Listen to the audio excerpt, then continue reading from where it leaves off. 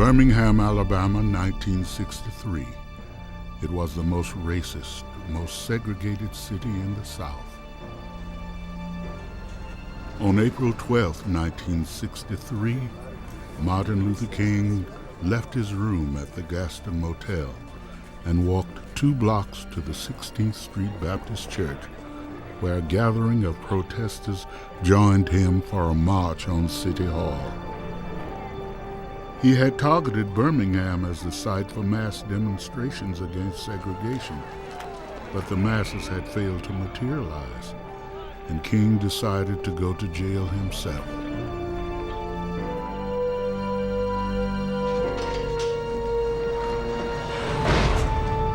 The nation watched quietly as King was placed in solitary confinement. 1963 would mark Dr. King's lowest point as leader of the civil rights movement. It had been 8 long years since his only major victory with Rosa Parks and the Montgomery bus boycott. When I first met Dr. King, the mission he was embarking on was completely unknown to him. He hadn't the foggiest idea where it would lead, and certainly going to Birmingham was a choice of enormous consequence. It was a battlefield where the movement could sink or swim. Birmingham, to be perfectly honest, was a grim place through the eyes of African Americans. It was the most rigid, the most violent, the most vicious. It was the biggest and baddest city in the South. We nicknamed it Birmingham. Frankly, compared to other places, there's no racial unrest in Birmingham. There'd been 60 unsolved bombings in Birmingham, and the local police had never arrested a soul. The Ku Klux Klan was big in Birmingham, all through the police department and up into City Hall. Life in Birmingham, as far as I'm concerned, is hell. I don't believe in the mixing of the races, and I don't care what anybody says. I might be prejudiced. I don't know. I probably am, but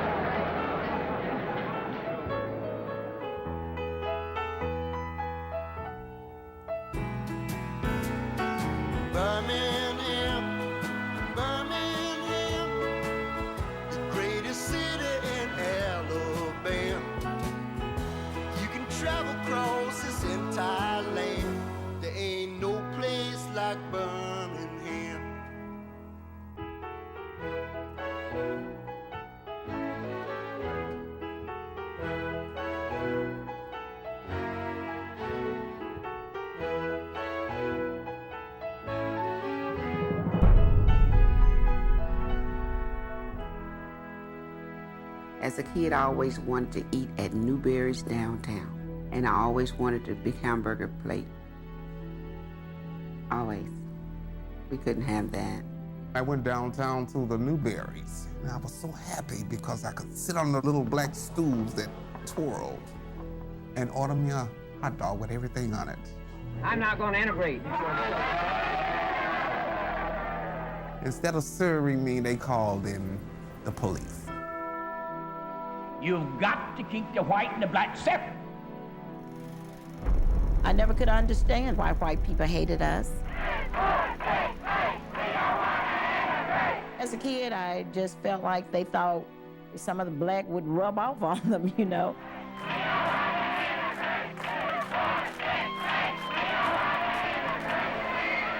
Well, Birmingham is a symbol of hardcore resistance to integration.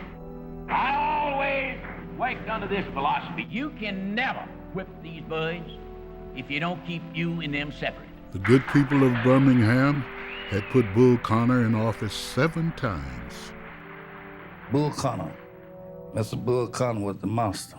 His title was Commissioner of Public Safety, and his mission was to keep the streets safe for white people. He had a tape Army tank, white. Under Bull Connor, Birmingham was the closest thing in America to a police state. So the theory was, we need to bring all this out in the open. And if they're going to kill us, let them kill us in the middle of the day, not at night one at a time. Most black people were afraid of the movement. My mom was scared. She would always say, don't make any waves. See, our parents, they couldn't go because they was working for the whites. If they were seen on the picket line, then they ended up losing their job or having their house foreclosed or having their car repossessed. So the parents couldn't do it. As a kid, we always wanted to think that these things would stop soon and that mom and dad, since they fixed everything else, that they would fix it. We thought that you could just shame the white man into, look how bad you treating your Negroes, you know. But I found out that they were determined not to give 1 inch.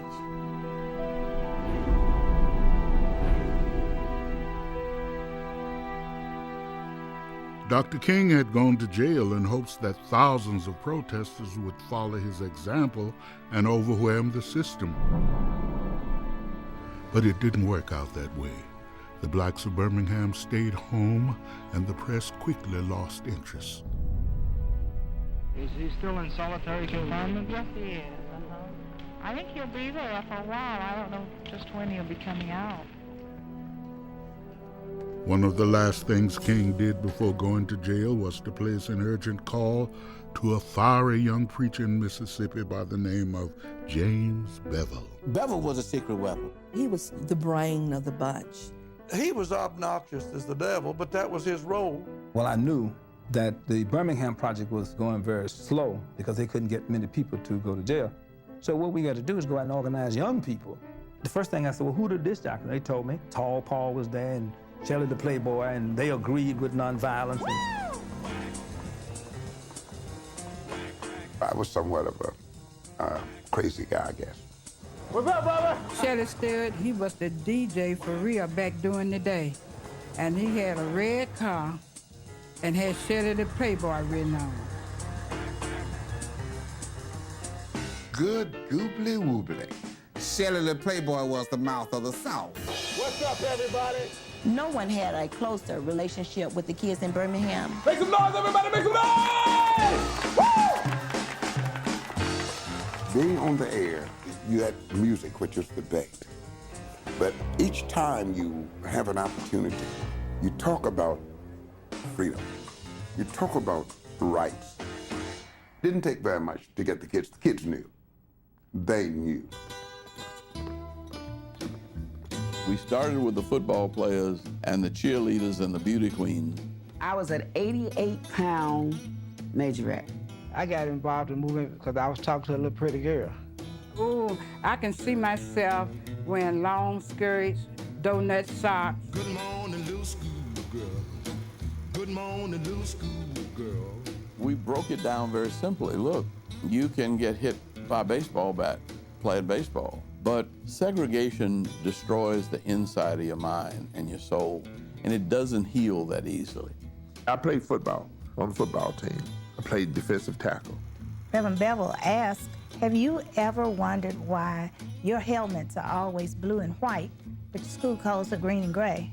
He said, you get the equipment that the white schools discard.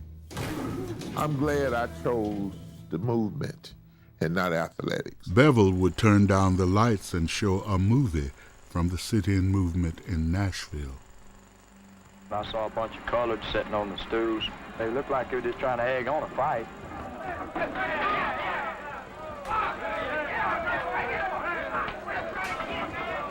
The stark reality of nonviolence being met with violence was shocking and scary, and it drew kids in by the hundreds. Bevel would tell us, Miss Cotton would tell us, if you cannot restrain from being violent, maybe the movement was not for you. Well, that was a beautiful concept after you think about it later. But when you get your head knocked on, you really got to think real hard and twice. because the fellas down on 15th Street, those fellas would fight back. They came to fight. But because of Dr. King and them girls, they would say, y'all come on, cooperate. We need a peaceful protest. On Saturday, April 20th, Dr. King bonded out of jail. His release caused barely a ripple. We were defeated here in Birmingham. They had beaten us down into the ground. Dr. King, in our strategy session, says that the only way to break Birmingham, we're going to have to fill the jails. So I say, I agree. I absolutely agree with you on that. Now, how I fill the jail is my business. I remember that night, Dr. King speaking, he was trying like mad to get somebody to go to jail, and they just didn't stand. I remember King inviting any volunteers to go to jail the next day, and nobody stood up but us kids.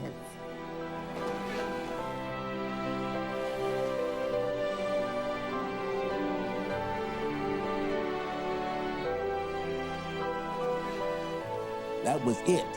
Nobody volunteered but those kids. Dr. King said no. Good morning, children. This is Shella the Playboy here on WENN.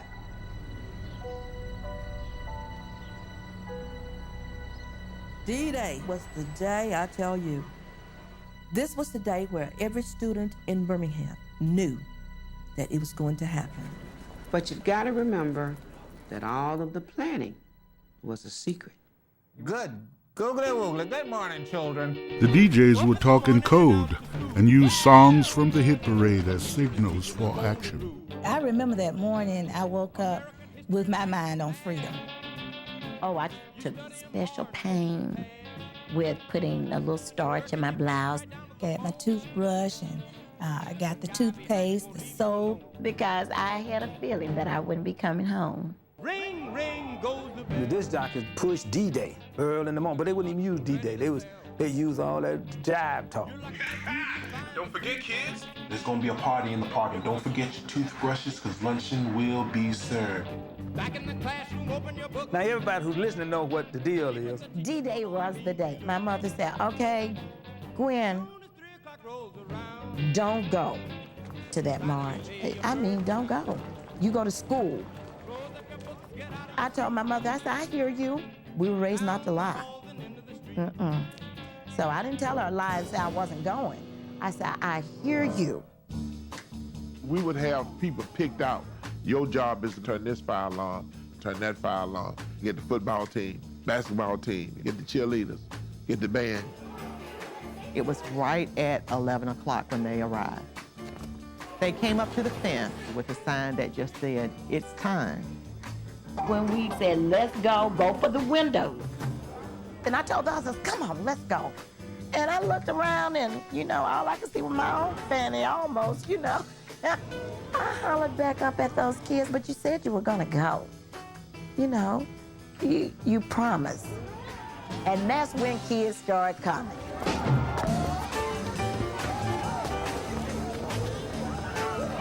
They were coming out of windows, coming out of doors. It's so beautiful. You wouldn't believe it. Mrs. Goree turned her back as we got up. And we took it from there. I wanted to walk out with them, but it was my job.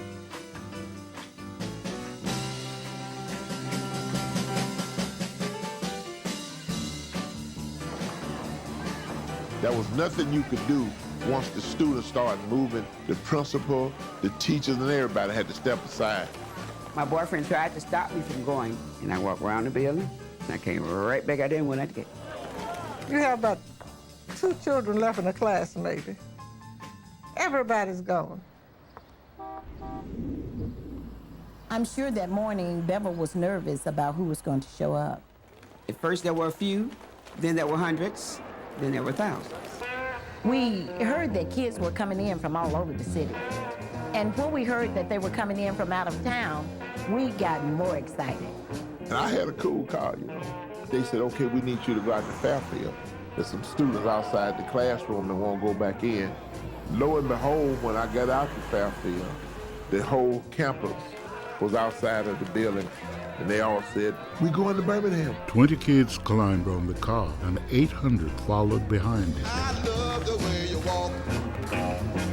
I love the way you walk. The more we walked, the more we gathered, and every once in a while you look back and you saw it was more kids coming from somewhere, from another direction. You said, where are all these kids coming from? You had never seen that many people in your life. It's like a football game. Kids walked as far as 18 miles to get to Birmingham in order to be arrested. And the purpose was to go to jail. The gathering place was 16th Street Baptist Church. Oh, we poured into 16th Street like a waterfall. They were coming in all doors, from all directions, from the basement, from the back. It was just like one big pep rally. Here's Park, are you in the house? Or Western, are you in the house? And who's out here from Western High School?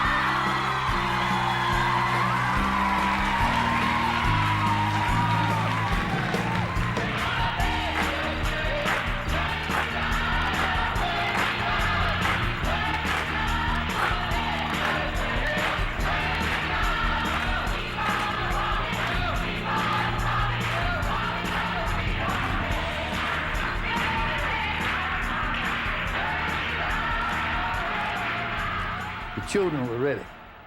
They were ready to hit the streets.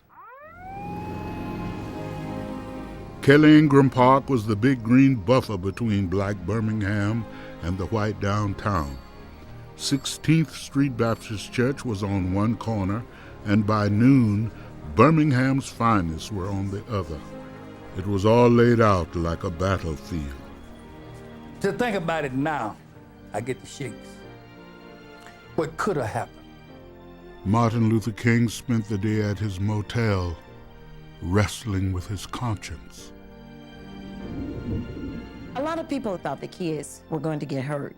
But the reality of it was that we were born black in Alabama, and we were going to get hurt if we didn't do something.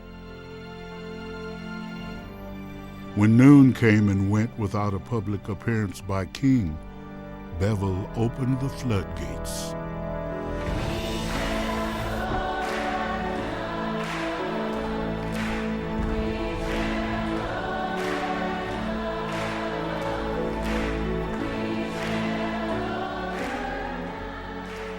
They came out in waves of 50. The first 50 came out, he peacefully arrested him, and that does it. And the next 50 shows up, and the next 50, and he go get some more paddy wagons. They would cram the paddy wagons full of people, and then they would jam the doors shut. Within an hour, the police had abandoned wagons and started to bring in school buses. Fill up a bus, pull up another bus, fill it up. We arrested those kids in wholesale numbers. Bevel timed it so that each group of 50 seemed like the last. And what they didn't know was as the kids were going out of the front door, more kids were coming in the back door. 50, 50, 50. So it's like, when they gonna stop?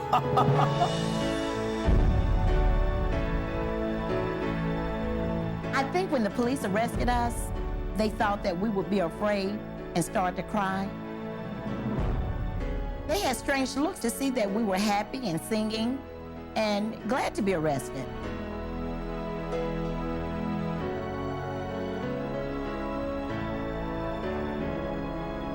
It's after about 12 o'clock, so maybe they got 500, 600 students in jail now. I told Bull Connor, we have to take a break. And he walked out in the middle of the streets where the police was. Don't you think we ought to take a break? You need to let your men cool out, we'll cool out. Take a lunch break. And he said, yeah, well, we need a break because my officers have been out here and haven't had anything to eat. And beside, he says, here come the lunch truck. The next thing I knew, they passing out Coca-Colas to him. Bull Connor saw me eating that sandwich. He said, hey, what that nigga do? Soon as the rest period ended, he come back over where we were. They go back over where they were, and they start back to kicking butt. By 3 o'clock, almost 1,000 black kids were under arrest for parading without a permit. There were so many kids in jail, the schools couldn't teach. I remember that so well because my classroom was in jail. The whole class. We were told to say we were 15, and that would keep us out of the big jail. Didn't work in my case. I can remember some of them thinking that we're gonna kill them. They'd tell me, oh, I know you're gonna kill me, but I wanna call my mama first.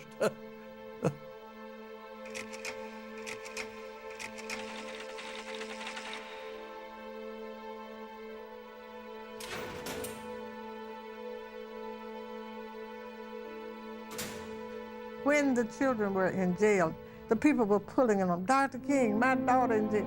Dr. King, my son in jail. Dr. King, what are we gonna do? I mean, parents just all around him talking about their children in jail. Just as calm, just as nice. Don't worry about your children. They are gonna be all right. Don't hold them back if they want to go to jail. For they are doing a job for all of America and for all mankind. My father told me I could not be part of that movement. I had better not go back downtown. He didn't tell me I couldn't go back to church, which is where it all started in the first place, right? Well, in that church, I'd have 2 Birmingham detectives. Well, we had a microphone. We didn't tell them that. You've got to know what the other guy's doing if you're gonna whip him.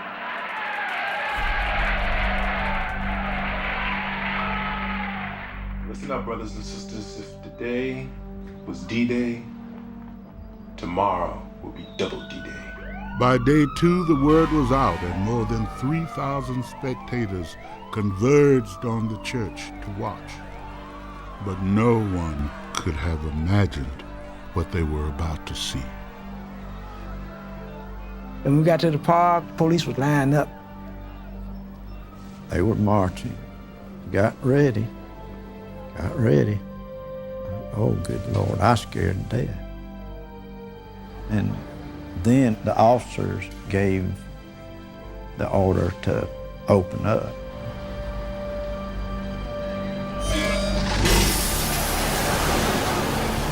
They aimed for your head to knock you down. And that water had pressure behind it. It hurt.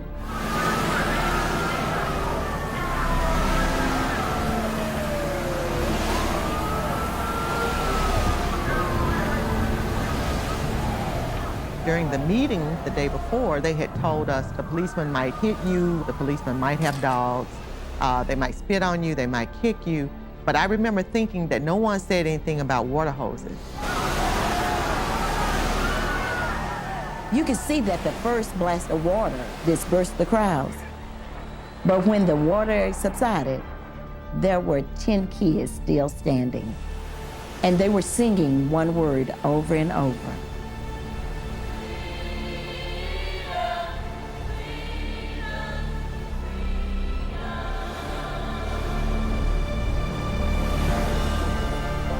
The crowd surged back behind them. The firemen were suddenly faced with 200, then 500 protesters. Bull Connor standing there with his hands on his hips. Shoot the water on those niggers. The water was so powerful that 4 men couldn't hold it steady. We could hear the firemen yelling, "Knock the niggers down." The hose rolled me right down the street, like a sheet of paper. And look, it would sting so bad. Suddenly you could see against the sky these bricks and stones. They were calling us SOBs and bastards, and it started with the rocks and the bottles. They were arresting them as fast as they could. Bull came through with that damn tank. And black folk were throwing and hitting that tank with balls and rocks.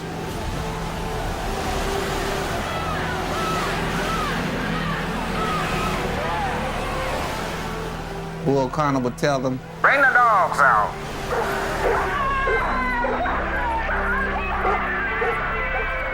Most of the dogs were on a leash, but if you reach out, the dog's gonna bite you.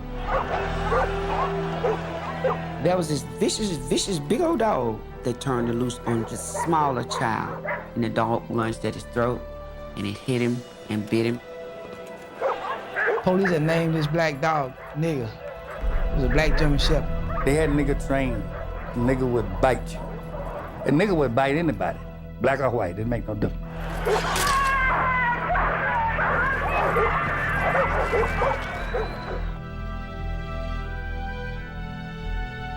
Firemen, journalists, and teenagers all went to the hospital. I saw a fireman get smashed in the face. He was hurt, and of course, Bull Connor just shipped him out. Our police and sheriff's officers have met the first test with flying colors. They deserve great praise as they maintain the peace. When President Kennedy saw his Saturday papers, he said the photos made him sick.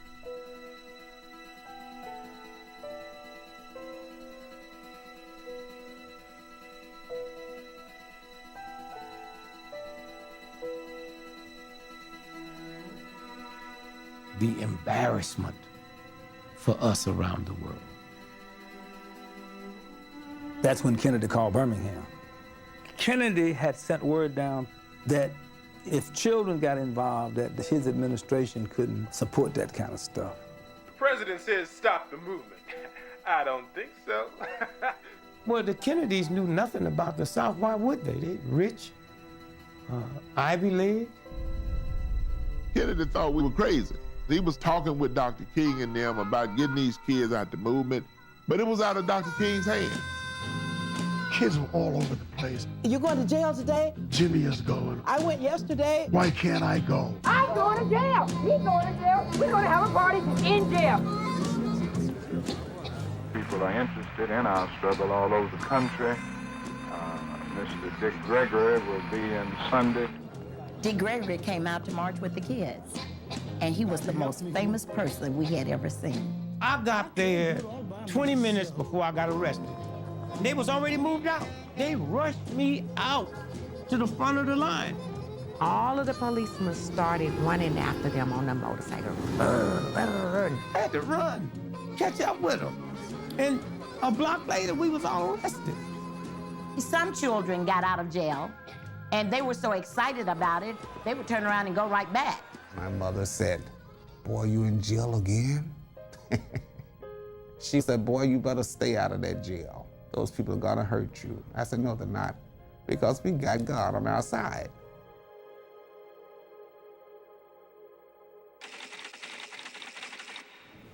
And once they were in jail, it was kind of depressing. It had rats, and it was nasty and filthy.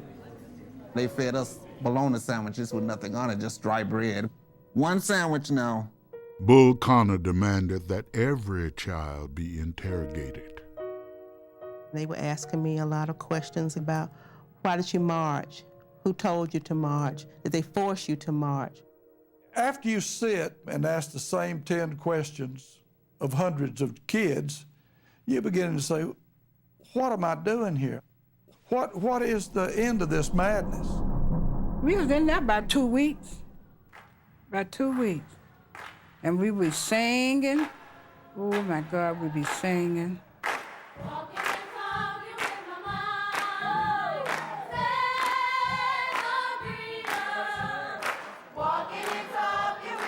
When they put us in jail, the guys were in one side and the girls were on another side, and you could hear them. And they would sing songs. Then the girls would sing a song to answer them back.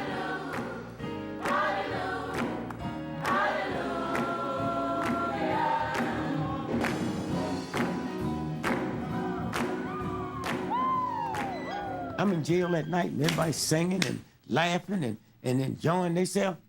And I see this little 4-year-old boy, 2 o'clock in the morning.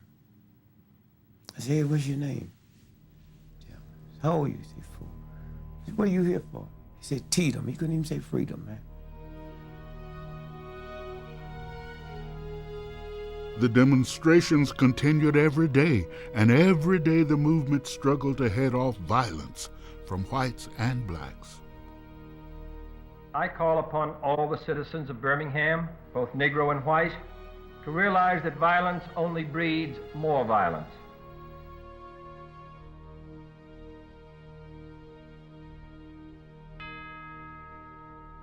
See, once you arrest 3,000 people, you have no control, especially when they ain't scared of you. Clocking in at number 1. By Saturday, some kids were coming downtown in their bathing suits.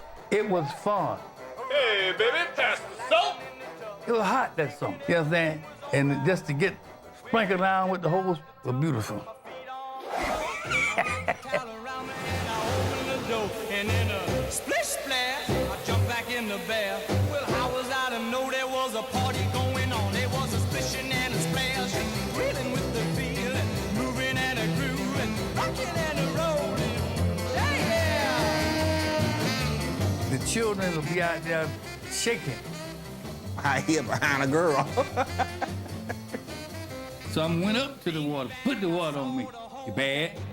And this young guy was standing in there. They were calling them names, talk about their mama and all kinds of stuff. It was funny, but it was stupid. The children were saying, I want to go to jail. I want to go to jail. She got rollers, hair curlers, everything you can think of in her handbag. But why does she have those? For jail. You gotta look good in jail. I want equal rights. I want equal rights. Just like everybody else. Just like everybody else. I want my freedom just like everybody else. There were 800 kids in the hog pens at the fairgrounds. A crowd of parents gathered at the fence, tossing food, sweaters, blankets. When it started to rain, the cops walked to their cars and sat inside, dry. I was wet, and I was cold, and I wanted my mama, and I wanted my daddy, and I was scared. I want my mama, I want to go home. They treated us like they did the livestock. And you know, it really smelled like that too. and you're wet. Children were released at random, sometimes in the middle of the night.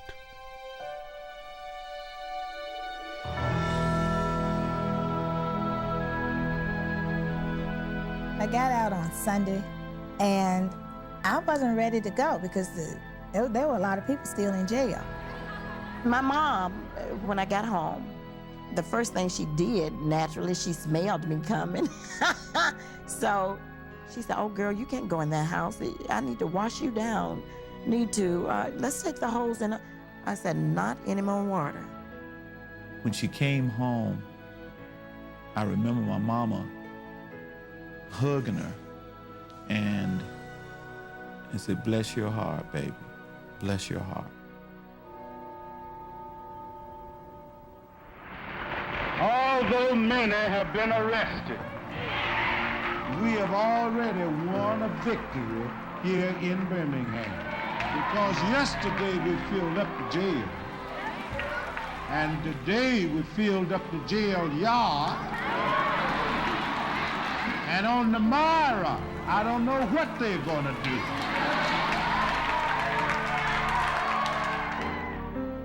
By Tuesday, May 7th, the city of Birmingham faced a state of collapse.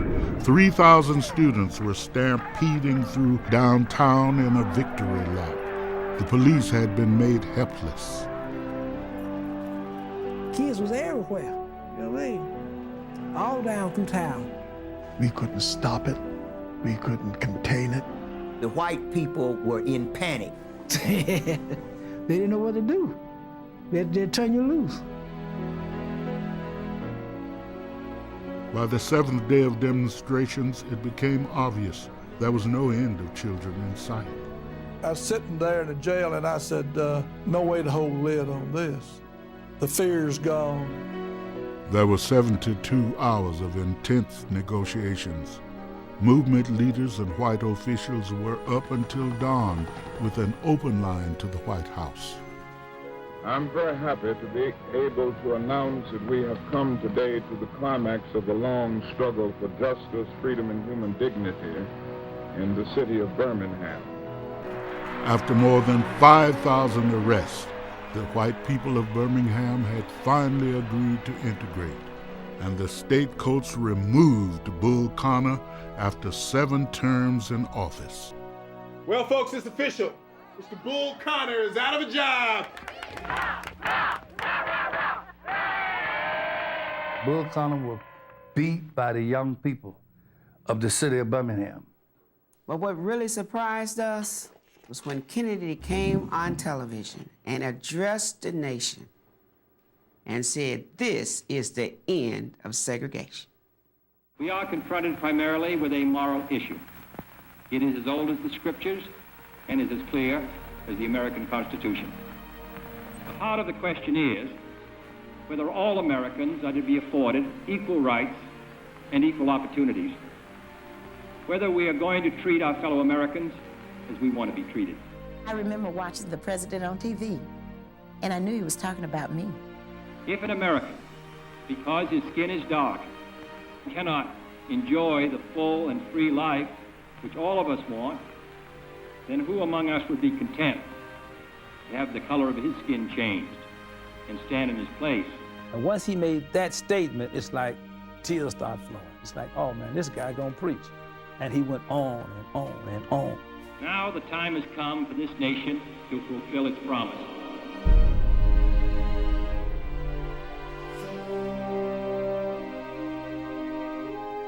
The Children's March broke the back of Birmingham. Birmingham led to the March on Washington. Birmingham changed the South in an incredible way.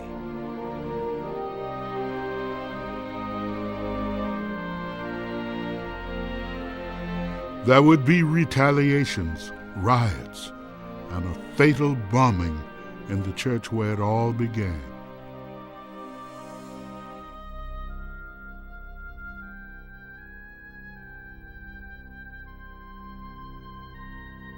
But in the year of 1963, in the month of May, in the city of Birmingham, because of what has happened, we can say from the depths of our hearts, as never before, I pledge allegiance to the flag of the United States of America and to this republic for which it stands, one nation, under God, indivisible, with liberty and justice for all.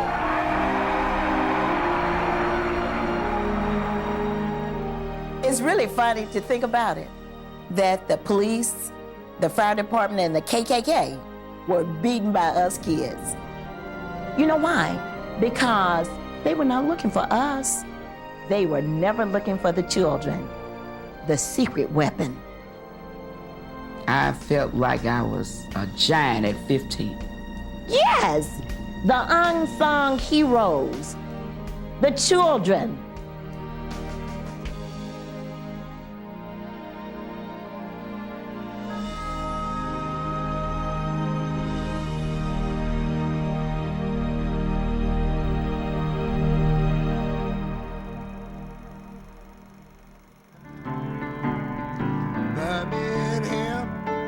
Birmingham, greatest city in Alabama. You can travel across this entire land. There ain't no place like Birmingham.